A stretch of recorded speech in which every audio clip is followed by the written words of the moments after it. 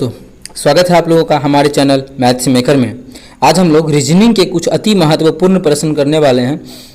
सभी question exam में पूछा गया प्रश्न है, सभी क्वेश्चन एकदम सेलेक्टेड क्वेश्चन है।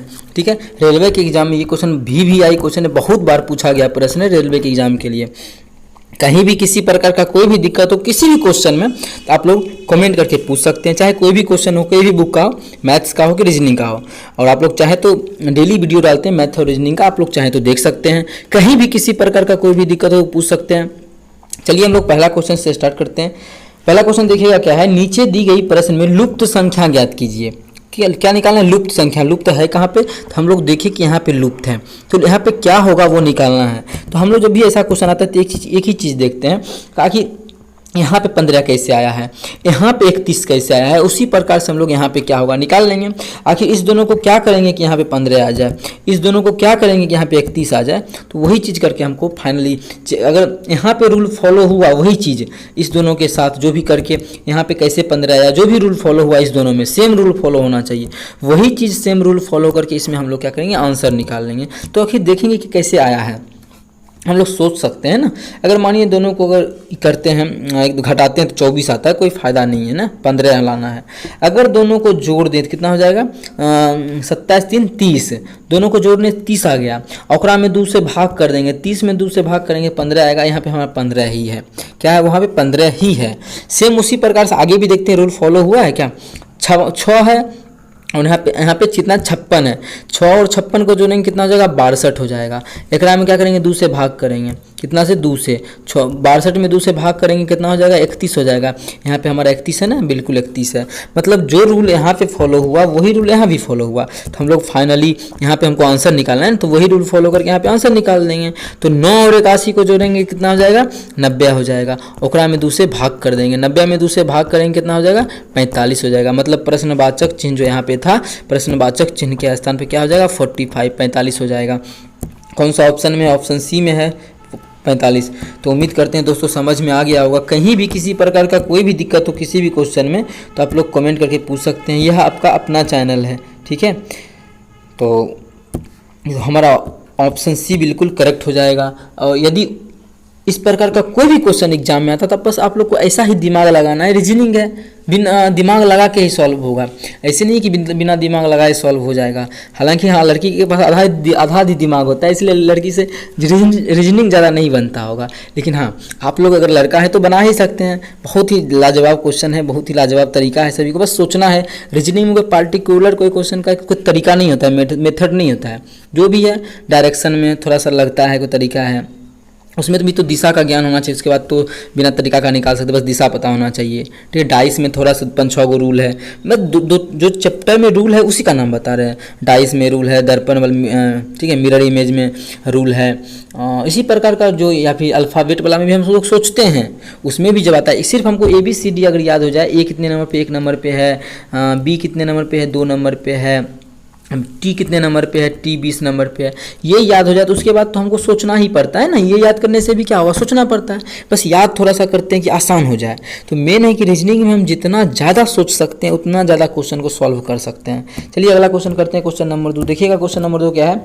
इस प्रश्न में 4 शब्द दिए गए हैं जिनमें 3 किसी प्रकार से एक समान है। 3 को जो है एकरा में कोई एक समान है, एकदम सेम नियम लगा हुआ कोई भी 3 में, और उनका एक समूह बनता है। दिए गए विकल्पों में विषम शब्द चुने। मतलब इस तीनों को एक समान, कोई इस चारों में कोई तीनों एक समान का है, चौथा जो है वो अलग है। तो वो जो अलग है वो हमको निकालना है कि विषम इसमें सबसे अलग कौन सा है। अब देखिए इसमें क्या देख सकते हैं। सबसे पहले जब भी ऐसा क्वेश्चन आता है महीना को लेकर रहता है कि मतलब चुनना है सबसे अलग कौन सा है, तो हम लोग महीना में देखते हैं दिन की संख्या, उसके बाद ही कोई नियम लगाते हैं। तो अप्रैल, मार्च में कितना का महीना लगता है, मार्च में देख सकते हैं आप लोग, मार्च में हमारा 31 का महीना लगता है। अप्रैल में कितने का महीना लगता है, तो 30 महीना लगता है। ठीक है, अगस्त में कितने का महीना लगता है, अगस्त में 31 महीना लगता है। और दिसंबर में कितने का महीना लगता है, 31 का महीना लगता है। तो अब देखिए दिख रहा है कि सबसे अलग कौन सा है। तो हमसे क्वेश्चन में पूछा यही है कि सबसे अलग कौन सा है, विषम को शब्द को चुनिए। तो विषम शब्द कौन सा है, 30। सबसे तो अलग हमारा यही है, विषम शब्द यही है। तो पूछा है कि सबसे विषम शब्द को चुनिए, तो सबसे विषम शब्द हमारा कितना हो जाएगा, 20 हो जाएगा।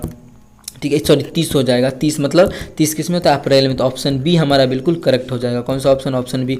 उम्मीद करते हैं दोस्तों समझ में आ गया होगा। इस प्रकार का अगर एग्जाम में क्वेश्चन आता है तो आप लोग बना पाइएगा।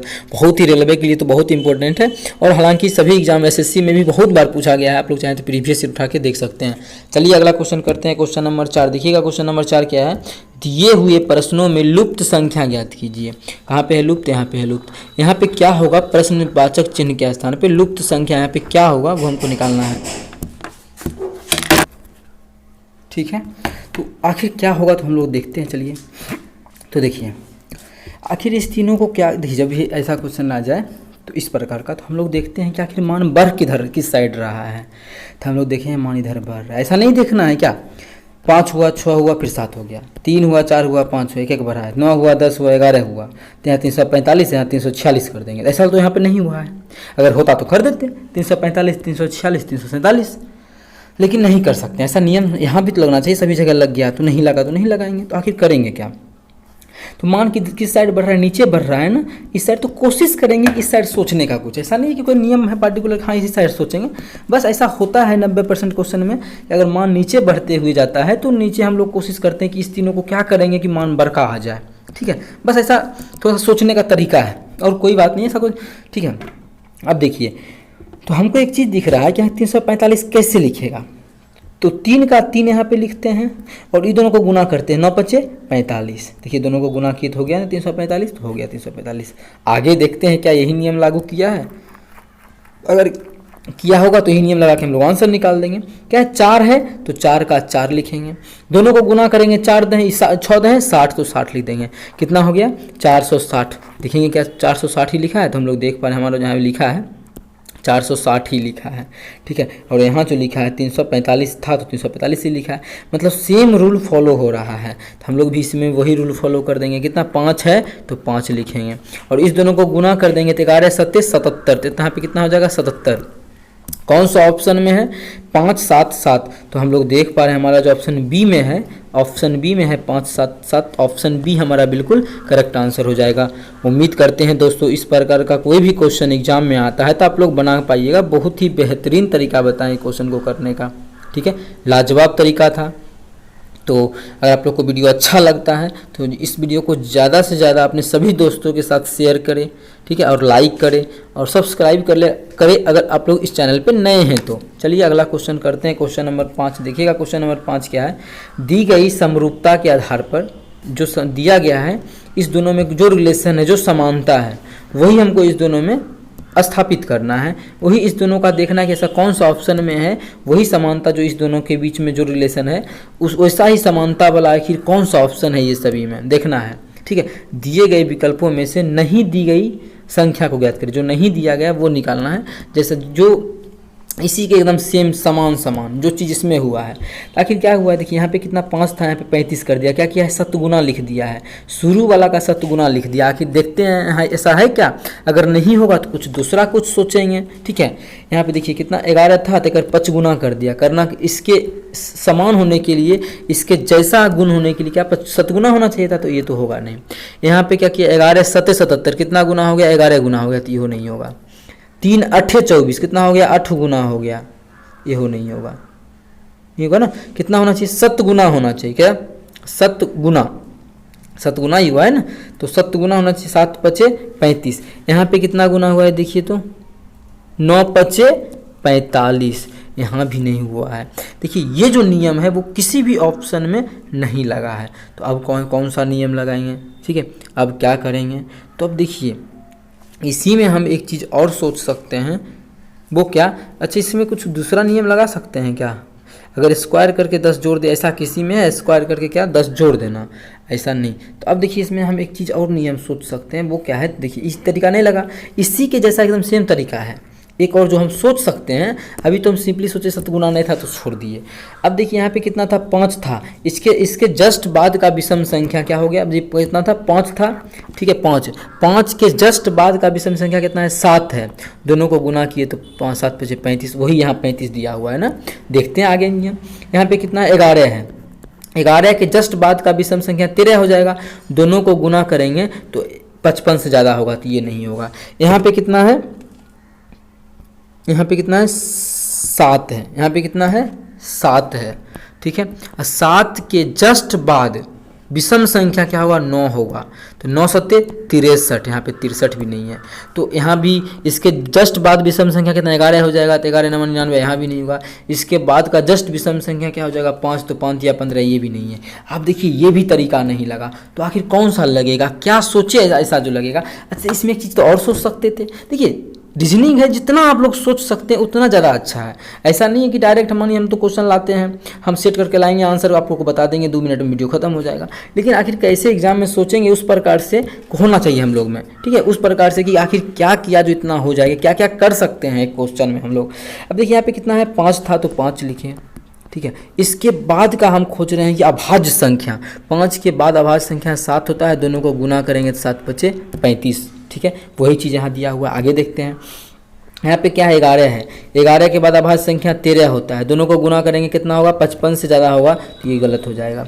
यहाँ पे कितना है 7 है, तो 7 के बाद अभाज्य संख्या कितना होता है 9 तो होता नहीं 11 होता है, 11 दोनों को गुना करेंगे क्या होगा 11 सत्ते 77, कौन सा ऑप्शन में, देखिए 11 सत्ते 77 यहाँ पे है ना, मतलब जो भी संख्या यहाँ पे दिया है इसके बाद का अभाज्य संख्या ले लिया गया है, किसका क्या है इसके बाद का अभाज्य संख्या, तो ऑप्शन बी हमारा बिल्कुल करेक्ट आंसर हो जाएगा। आखिर देखिए इसमें भी है, इसमें भी 9 है, तो इसके बाद का ये तो अभाज्य संख्या है, ये नहीं है कि इसमें कोई नियम नहीं लगा है। इसमें भी 3 है, तो 3 के बाद अभाज्य संख्या 5 होता है, तो 5 या 15 यहाँ पे है 24, तो ये भी तरीका नहीं लगेगा, तो कौन सा लगेगा ऑप्शन बी।